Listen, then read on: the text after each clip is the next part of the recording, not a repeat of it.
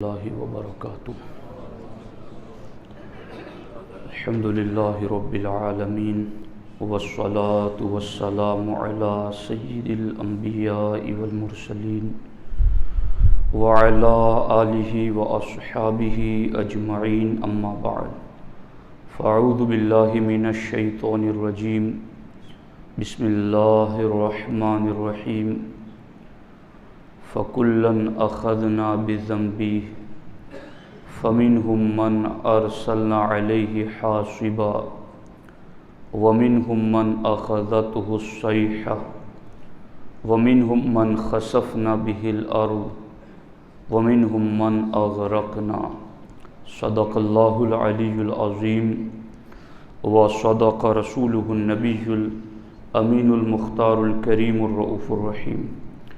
انتہائی احترام و عقیدت کے ساتھ حضور سید المرسلین، خاتم الانبیاء، شفیع المذنبین، رحمت للعالمین، صلی اللہ تعالی علیہ وآلہ واصحابہ وبارک وسلم کی بارگاہ میں اپنی غلامی کا ثبوت دیں، اور جس طریقے سے میں پڑھا ہوں میرے ساتھ مل کر با ادب با آواز بلند نذرانہ محبت پیش کریں۔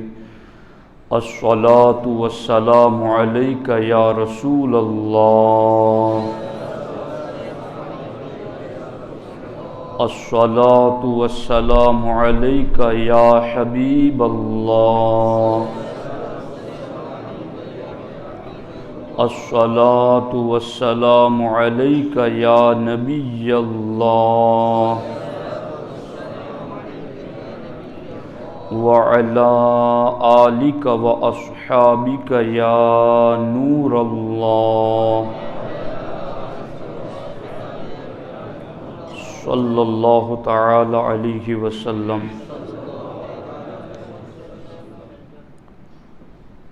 دوستان محترم، اللہ رب العزت نے انسان کی طبیعت میں جو صفتیں رکھی ہیں ان میں سے ایک صفت ہے انسان کا غیرت مند ہونا۔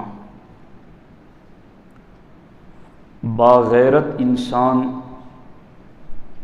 اپنی غیرت کے تقاضوں پر عمل کرتے ہوئے بہت ساری چیزوں کو اپنے اور اپنے گھر والوں کے قریب نہیں آنے دیتا،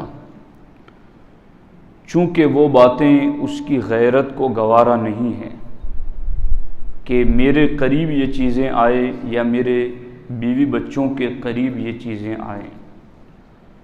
تو جس طریقے سے انسان کی غیرت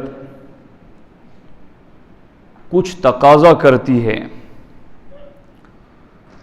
اللہ رب العزت کے بارے میں ہمارے نبی علیہ الصلاۃ والسلام نے ارشاد فرمایا، لا احد اغیر من اللہ، اللہ سے زیادہ غیرت والا کوئی نہیں۔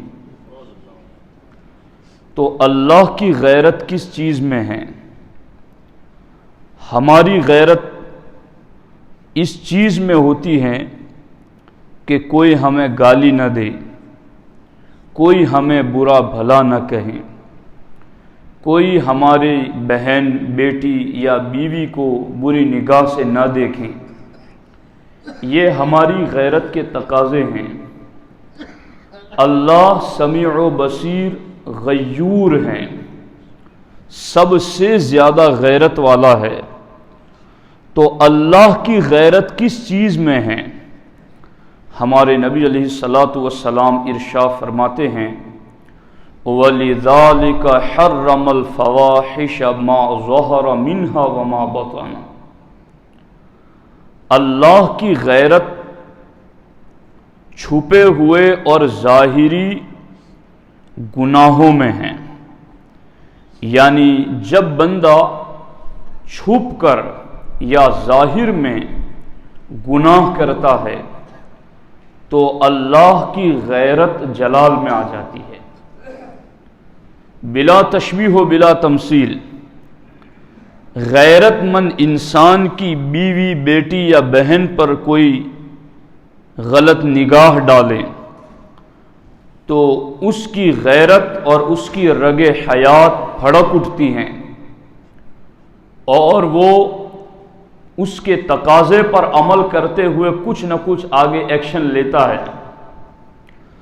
تو اللہ کی غیرت ہے کہ حرام کام بندہ نہ کرے، اللہ کی غیرت ہے کہ بندہ ظاہر اور باطنی گناہوں سے اپنے آپ کو بچائیں، مگر جب وہ بندہ حرام کاموں میں پڑ جاتا ہے، چھپ کر یا کھلے میں گناہ کرتا ہے، تو اللہ کی غیرت کو جلال آتا ہے، اور جب رب کی غیرت کو جلال آتا ہے تو پھر نتیجہ کیا ہوتا ہے؟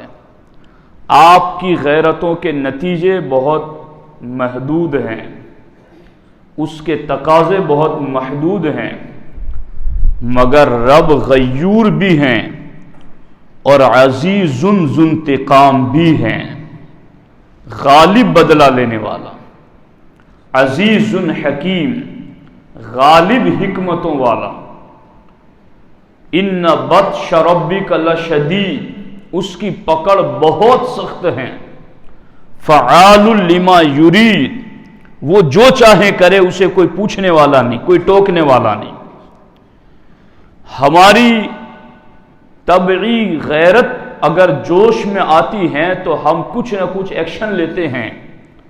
جب بندہ گناہ میں پڑتا ہے، رب کی غیرت کو جب جوش آتا ہے اور جلال میں آتی ہیں تو اس غیرت کے تقاضے پر آگے قدرت کا فیصلہ کیا ہوتا ہے، خود اللہ کے رسول علیہ الصلوۃ والسلام کی زبان سے سنیے۔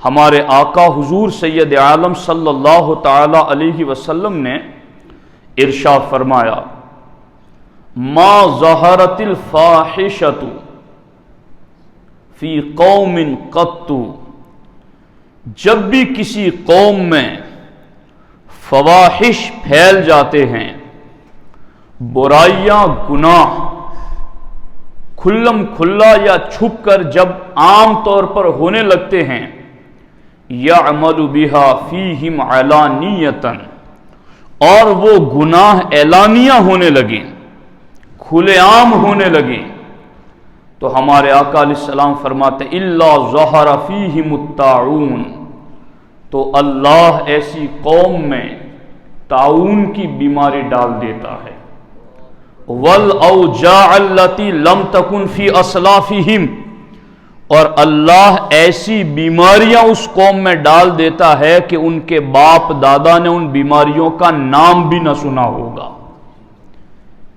یہ حدیث کوئی آج حضور کی زبان سے نہیں نکلی، یہ 1450 سال پہلے ہمارے نبی نے فرمایا ہے کہ جب لوگ کھلے عام گناہ کریں گے، جب کھلے عام بدکاری اور بے حیائی کریں گے، تو اللہ تعالیٰ اس قوم پر طاعون اور ایسی بیماریاں ڈال دے گا کہ جن بیماریوں کے نام لم تکن فی اسلافہم، کہ ان کے بزرگوں نے، ان کے باپ داداؤں نے ان بیماریوں کا نام تک نہ سنا ہوگا۔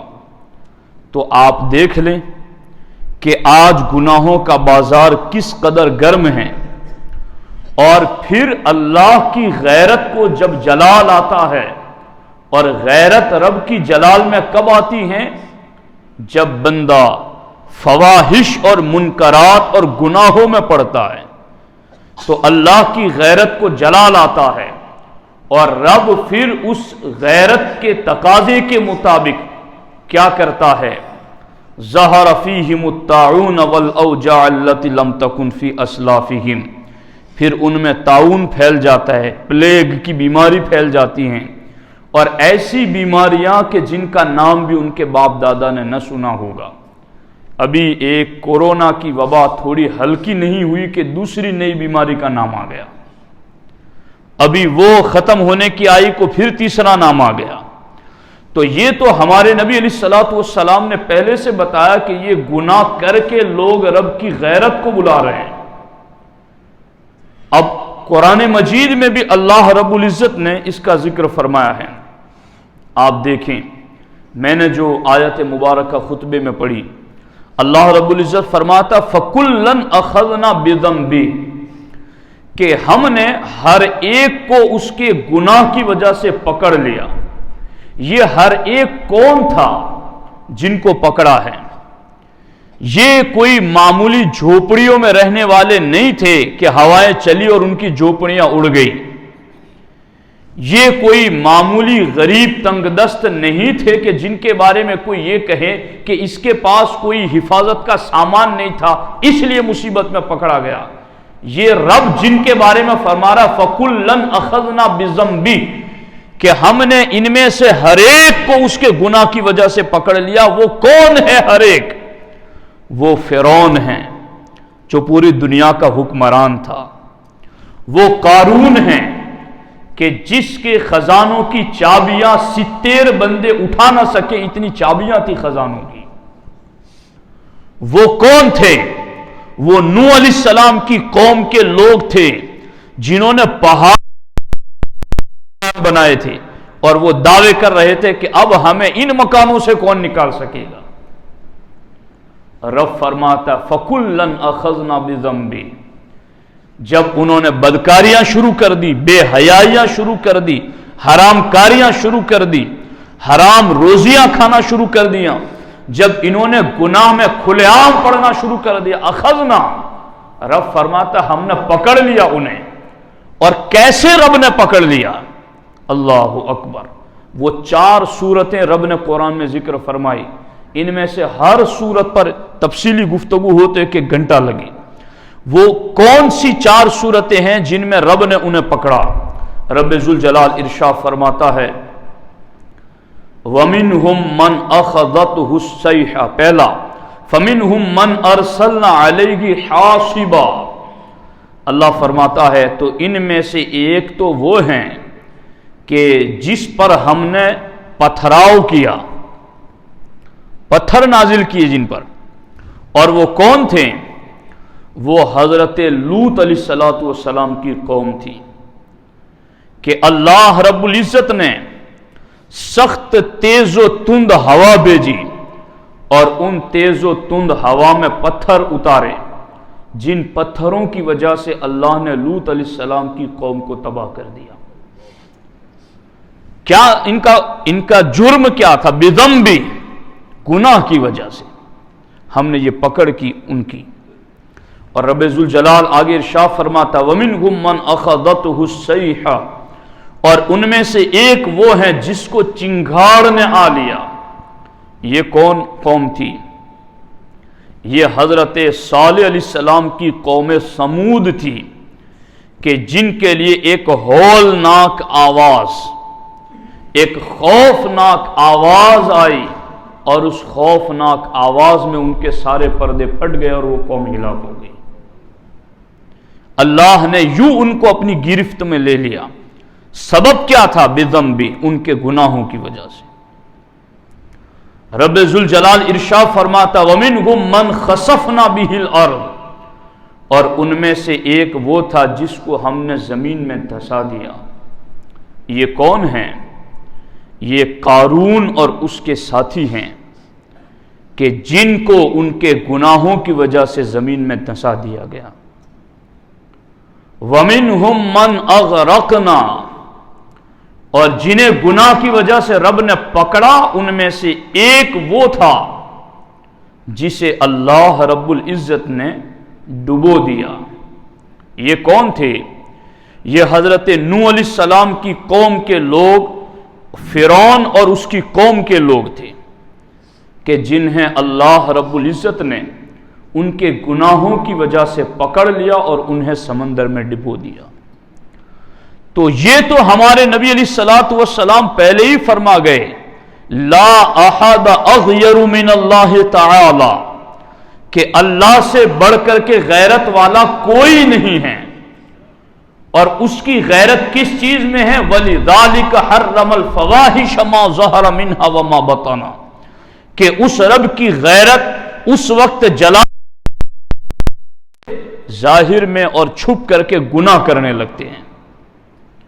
تو جنہوں نے کیے رب نے ان کا ذکر بھی قرآن میں کیا، اور یہ قوم سمود، قوم نوح، یہ کوئی کہانیاں قصے نہیں ہیں، پر آج بھی ان کے ملک اور ان کے کھنڈرات تمہیں مل جائیں گے۔ اور میں نے یہ بھی پڑھا ہے، اس کو بھی دھیان سے سنیے، حج کے موسم میں ہمارے نبی علیہ الصلاۃ والسلام، غالباً یہ قوم سمود ہی کا واقعہ ہے کہ ایک جگہ پر سرکار دو عالم صلی اللہ علیہ وسلم اپنے صحابہ کے ساتھ جنگ کے لیے تشریف لے گئے تھے۔ ایک جگہ پڑاؤ ہوا تو صحابہ کرام نے ایک کنویں سے پانی نکالا اور اس سے آٹا گوندا کہ کھانا بنائیں گے۔ سرکار دو عالم صلی اللہ علیہ وسلم نے پوچھا کہ یہ پانی تم نے کہاں سے لیا؟ کہا ہم نے اس کنویں سے لیا۔ کہا اس کنویں سے تو فلاں عذاب میں مبتلا قوم پانی پیتی تھی، یہ آٹا پھینک دو، جو گنہگار تھی اگر تم پیو گے تو کہیں وہ اثر تم پر نہ آ جائے۔ اور شریعت کا حکم نازل ہوا۔ آپ پوچھئے حاجیوں کو، عرفات اور مزدلفہ جاتے ہوئے ایک مقام ہے جس کو وادی محصر کہتے ہیں، جہاں حکم ہے کہ یہاں سے تیزی سے نکل جاؤ، تیز بھاگتے ہوئے دوڑ کر نکل جاؤ، اس لیے کہ یہ پوری وادی وہ ہے جہاں اللہ نے ایک قوم پر عذاب نازل کیا تھا۔ یہ قرآن پڑھیں گے تو پتا چلے گا۔ لوگوں کو سیریلیں دیکھنے کا وقت ہے، پکچر دیکھنے کا وقت ہے، انہیں گیم کھیلنے کا وقت ہے، ان کے لیے دوستوں کی مجلسوں میں بیٹھ کر گھنٹوں گھنٹے وقت بتانے کا وقت ہے۔ قرآن نسخہ ہدایت بھی ہے اور قرآن نسخہ شفا بھی ہے۔ اسی قرآن سے ہدایت بھی ملے گی اور اسی قرآن سے ہمیں شفا بھی ملے گی، مگر شرط یہ ہے کہ مسلمان قرآن کو پڑھے تو صحیح۔ یہ قرآن کے اندر اللہ رب العزت نے بتایا ہے۔ اب آپ دیکھیں، جہاں عذاب نازل ہوا ہو، ہمارے نبی فرماتے ہیں وہاں تیز تیز قدموں سے نکل جاؤ۔ تو پتا چلا کہ جس جگہ قوم نے گناہ کیے اور ان پر عذاب نازل ہوا، اہل ایمان کا اس جگہ ٹھہرنا بھی رب کو پسند نہیں ہے، تو پھر گناہ میں مبتلا ہونے سے رب کی غیرت کو کتنا جلال آتا ہوگا۔ یہ چیز سمجھنے کی ہے۔ اس سلسلے میں قرآن مجید میں اور احادیث طیبہ میں مختلف مقامات پر اس کے سلسلے میں ہمیں رہنمائی ملتی ہیں۔ اب یہ سیدنا حذیفہ رضی اللہ تعالی عنہ سے روایت ہے۔ آپ سے پوچھا گیا کہ کیا بنی اسرائیل نے اپنا دین چھوڑ دیا تھا جس کی وجہ سے انہیں مختلف قسم کے دردناک عذابوں میں مبتلا کیا گیا؟ یعنی ان پر طرح طرح کے عذاب آئے، تو کیا انہوں نے دین چھوڑ دیا تھا اس لیے عذاب آیا تھا؟ تو حضرت سیدنا حذیفہ رضی اللہ تعالی عنہ ارشاد فرماتے ہیں، نہیں، بلکہ انہیں کسی چیز کا حکم دیا جاتا تھا تو وہ اس کو چھوڑ دیتے تھے، اور جب کسی کام سے روکا جاتا تھا تو انجام کی پرواہ کیے بغیر اس کام کو کر گزرتے تھے۔ اس وجہ سے اللہ نے انہیں قسم قسم کے عذابوں میں مبتلا کر دیا۔ اور وہ کون سے عذاب تھے؟ ان میں سے ایک عذاب یہ تھا کہ اللہ نے ان کی شکلیں بندروں کی طرح کر دی، انہیں خنزیر کی شکل میں بدل دیا۔ تو فرماتے ہیں کہ وہ دین چھوڑ چکے تھے اس لیے عذاب آیا تھا۔ یہ کہ دین تو نہیں چھوڑا تھا مگر دین کا حکم چھوڑ دیا تھا، دین نے جو کرنے کو کہا تھا وہ نہیں کر رہے تھے، اور جس چیز سے روکا تھا اسے کر رہے تھے۔ بس اللہ رب العزت نے اس وجہ سے انہیں عذاب میں مبتلا کر دیا ہے۔ تو اب غور کرنا چاہیے ہمیں اس سلسلے میں کہ آج قوم کس حالت سے گزر رہی ہیں۔ اس سلسلے میں ایک نہایت سبق آموز روایت الزواجر میں ذکر کی گئی ہے، جس کو علامہ ابن حجر حیتمی مکی رحمۃ اللہ تعالی علیہ نے ذکر کیا ہے۔ فرماتے ہیں کہ جب میں چھوٹا تھا، یعنی یہ لوگ سمجھتے ہیں نا کہ میں تو کوئی بڑا گنہگار نہیں ہوں تو کیا ہو جائے گا، یہ ایک روایت ہے۔ فرماتے ہیں کہ جب میں چھوٹا تھا، علامہ ابن حجر حیثمی مکی رحمۃ اللہ علیہ، تو پابندی سے اپنے والد صاحب کے ساتھ قبر پر حاضری دیا کرتا تھا، اپنے والد صاحب کی قبر پر حاضری دیا کرتا تھا اور وہاں جا کر قرآن کی تلاوت بھی کرتا تھا۔ ایک مرتبہ رمضان المبارک میں نماز فجر کے فوراً بعد قبرستان گیا، اور غالباً وہ رمضان کا آخری عشرہ بلکہ شب قدر تھی۔ اس وقت قبرستان میں میرے علاوہ کوئی نہیں تھا۔ ابھی میں نے اپنے والد صاحب کی قبر کے قریب بیٹھ کر قرآن پاک کا کچھ حصہ پڑھا ہی تھا کہ اچانک شدید آہ و بکا اور رونے دھونے کی آواز میں نے سنی۔ رونے والا بار بار آہ آہ پکار رہا تھا۔ میں گھبراہٹ میں مبتلا ہو گیا اور میں قراءت چھوڑ کر وہ آواز سننے لگا۔ میں نے قبر کے اندر سے عذاب کی آواز سنی۔ عذاب میں مبتلا شخص اس طرح آواز آہوزاری کر رہا تھا جسے سننے سے دل مضطرب اور گھبراہٹ میں مبتلا ہو گیا۔ میں کچھ دیر تک وہ آواز سنتا رہا، پھر جب دن چمک اٹھا، دن روشن ہو گیا تو وہ آواز سنائی دینا بند ہو گئی۔ جب میں ایک شخص کے قریب سے گزرا تو میں نے اس سے پوچھا کہ یہ کس کی قبر ہے؟ تو اس نے بتایا کہ یہ فلاں کی قبر ہے، اور میں نے اس کو بچپن میں دیکھا تھا کہ یہ کثرت سے مسجد آتا جاتا، نمازوں کو اپنے اوقات میں ادا کرتا اور بیجا گفتگو سے پرہیز کرتا تھا۔ میں نے چونکہ اسے دیکھا ہوا تھا لہذا میں اسے پہچان گیا۔ اس بندے نے امام ابن حجر حیثمی مکی سے یہ کہا، لیکن امام ابن حجر مکی حیثمی فرماتے ہیں کہ اس شخص کی موجودہ حالت نے مجھے بہت گہرا اثر ڈالا تھا، اور مجھے معلوم ہو گیا کہ اس نے زندگی میں اعمال صالحہ کو محض اپنے ظاہری لبادہ بنا رکھا تھا۔ اس کے بعد میں نے اس کے احوال یعنی اس کی حقیقت جاننے والوں سے اس کے بارے میں پوچھ گچھ کی تو لوگوں نے مجھے بتایا کہ وہ سود کھایا کرتا تھا اور وہ ایک تاجر تھا۔ جب بوڑھا ہوا تو اس کے پاس مال کم رہ گیا تو اس کا ظالم اور خبیث نفس اپنی باقی زندگی میں اس جمع شدہ پونجی سے گزارا کرنے پر راضی نہ ہوا۔ چونکہ پوری زندگی بڑا مال دیکھا تھا، اب تھوڑا بھی کم ہوا تو اسے یہ برداشت نہ ہوا، تو شیطان نے اس کے دل میں سود کی محبت کو ڈال دیا، یہاں تک کہ اس کے مال میں کمی نہ ہو، اس وجہ سے اس نے یہ کام شروع کر دیا۔ یہاں تک کہ علامہ ابن حجر حیثمی مکی علیہ رحمہ لکھتے ہیں کہ وہ رمضان بلکہ شب قدر میں بھی اس دردناک عذاب میں مبتلا میں نے دیکھا۔ غور کیجیے، تو یہ حالت ہیں۔ اللہ رب العزت کی غیرت سے بندے کو ہمیشہ خوف زدہ رہنا چاہیے۔ اور پھر اس سلسلے میں ایک واقعہ یہ بھی ہے، وہ چونکہ کبھی کبھی بندہ یہ ہوتا ہے کہ وہ کھلے میں تو گناہ سے بچ جاتا ہے، مگر جب وہ تنہائی میں ہوتا ہے تو پھر وہ یہ سمجھتا ہے کہ اب مجھے کون دیکھ رہا ہے۔ لوگوں کی شرم کی وجہ سے تو وہ کھلے عام تو گناہ نہیں کرتا، مگر جب تنہائی میں ہوتا ہے تو وہ گناہ میں مبتلا ہو جاتا ہے۔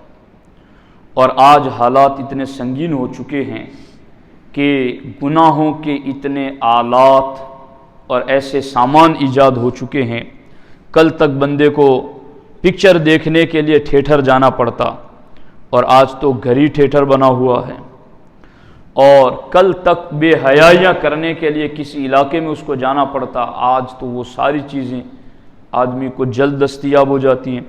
تو ایسے حالات میں بندے کا گناہ سے بچنا مشکل ہے، مگر جب بندہ پکا ارادہ کرتا ہے تو اللہ رب العزت کی تائید اور توفیق اس کی شامل حال ہو جاتی ہے اور اس کی مدد کرتی ہیں، اور وہ بندہ گناہ سے بچ جاتا ہے۔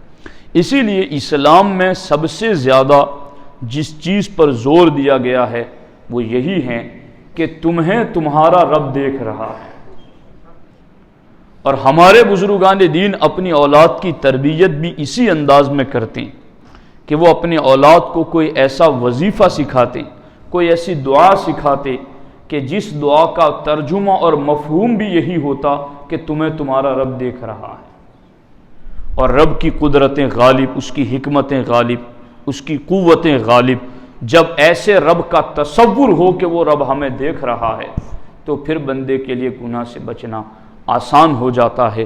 دوستان محترم، میں نے گزشتہ جمعہ میں بھی آیت کریمہ پڑھ کر آپ کو بتایا تھا کہ اللہ نے فرمایا کہ سمندر میں اور سمندر کے باہر جو کچھ بھی فساد پھیلتا ہے وہ لوگوں کے گناہوں کی وجہ سے، اور یہ قرآن کے اندر رب ذوالجلال نے فرمایا کہ اس طرح سے ہم نے بڑے طاقتور لوگوں کو بھی ان کے گناہ کی وجہ سے پکڑ لیا ہے۔ یہاں چونکہ اور بھی بہت ساری باتیں ہیں لیکن وقت ختم ہو رہا ہے، اس وجہ سے میں وہ ساری باتیں عرض نہیں کر پاتا۔ ایک سوال یہ پیدا ہوتا ہے کہ یہ گناہ ہمارے ملک سے زیادہ باہری ملکوں میں ہوتے ہیں، مغرب میں، تو یہ عذابات وہاں کیوں نہیں آتے، یا یہ اس قدر زیادہ موتیں یا اس قدر حالات وہاں سنگین کیوں نہیں ہوتے؟ تو اس کا جواب یہ ہے کہ پہلی بات تو یہ ہے کہ کفار کو دنیا میں کئی اعتبار سے مہلت ملی ہوئی ہے، اس پر میں مستقل گفتگو بعد میں کروں گا کہ کفار کو دنیا میں کئی اعتبار سے مہلت ملی ہوئی ہے، لہذا وہ مہلت سے فائدہ اٹھا رہے ہیں۔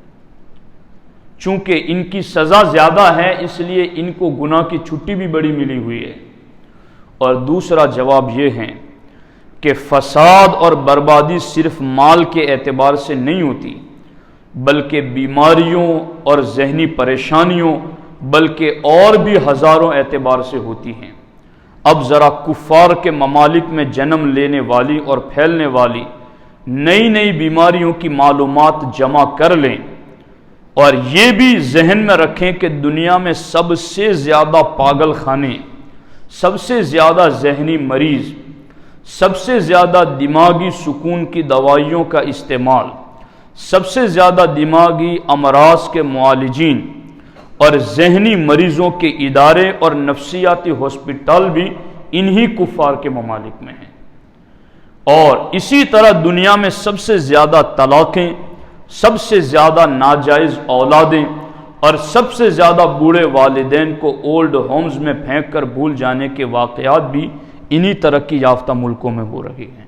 تو کوئی یہ نہ سمجھے کہ وہ مبتلا نہیں ہیں، وہ بھی مبتلا ضرور ہیں، اور اگر انہیں مہلت ملتی ہے تو یہ تو ہمارے نبی نے خود فرما دیا، الدنیا سجن للمؤمن وجنت للکافر، دنیا مومن کے لیے قید خانہ ہے اور کافر کے لیے جنت ہے۔ انہیں یہاں ہی جو کچھ ہے وہ ملنا ہے، اور مومن جیسے ہی اس قید خانے سے آزاد ہوا اللہ اسے جنت کی نعمتیں عطا فرماتا ہے۔